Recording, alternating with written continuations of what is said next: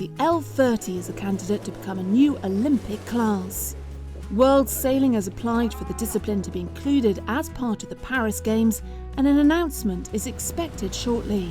There's much excitement about this innovative new boat and its future. So staying with the class, let's move to the Italian sailing mecca, the capital of the Liguria region, Genoa.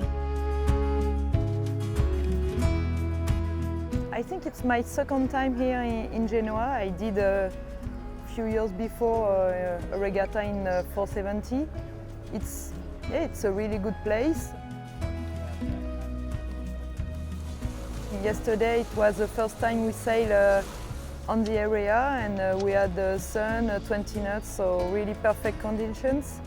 And I hope for the offshore we will have good conditions too.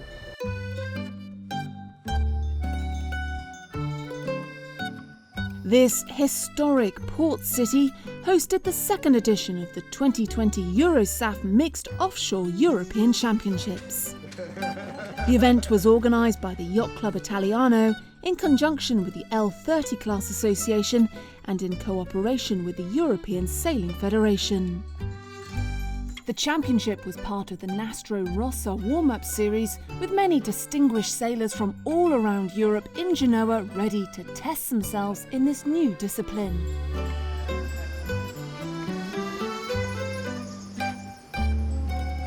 Welcome everybody here in Genoa. We are here for the Marina Militare 2020 European Double Mix Offshore Championship. This new discipline that has been discussed so much for a long time in world sailing, but that it's bringing a lot of interest contents to our sports. We are here with 9 teams, 9 nations, plenty of very top sailing names from the Olympic classes, the offshore regattas and around the world race.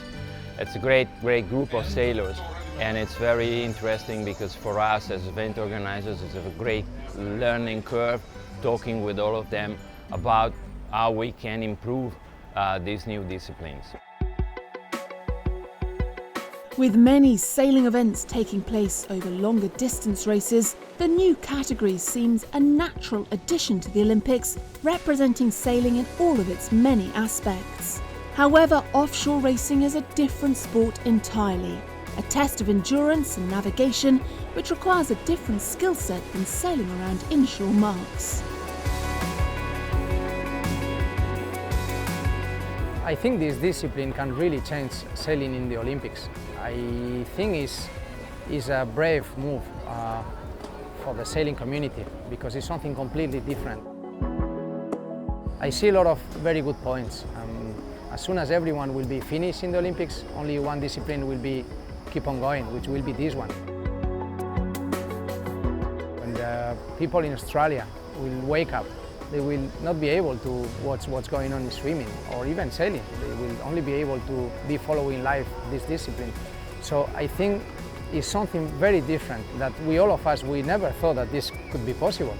But I really think for sailing can be very important, especially in France, because that's the offshore sailing is the most popular sport in France. So I think it can be a very, very big push for that.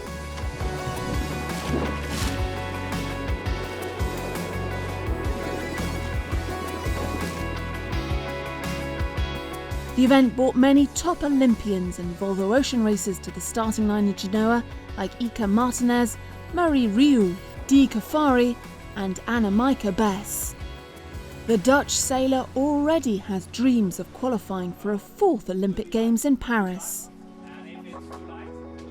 I love to start an Olympic campaign, of course. That's why we are here, and just kick it off as a start.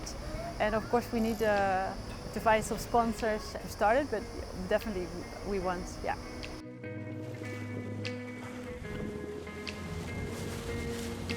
Well, the plan is to see how I do going forwards. I think it combines a lot of my skills, but it is completely new to me. So to line up with some legends of Olympic sailing is quite special. I feel a little bit under pressure, but it's offshore sailing, which is what I love. And this growing class of double-handed sailing is fun as well. James and I have been sailing together just this summer, very limited with our activities due to the coronavirus, but this event is on and the RYA selected us to come and represent Great Britain. So it's a massive opportunity and the first step on a long road, hopefully towards Paris 24.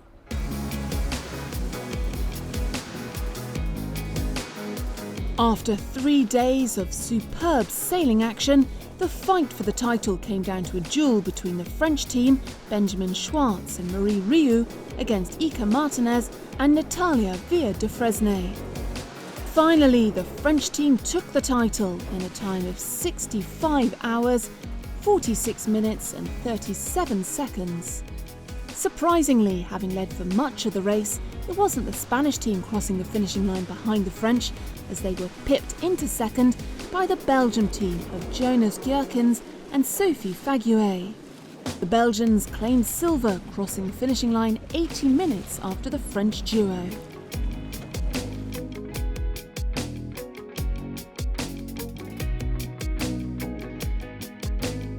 The L30, potentially an Olympic Games class, was first tested in November 2015. This modern one-design boat tries to bring a breath of fresh air to the Olympic classes.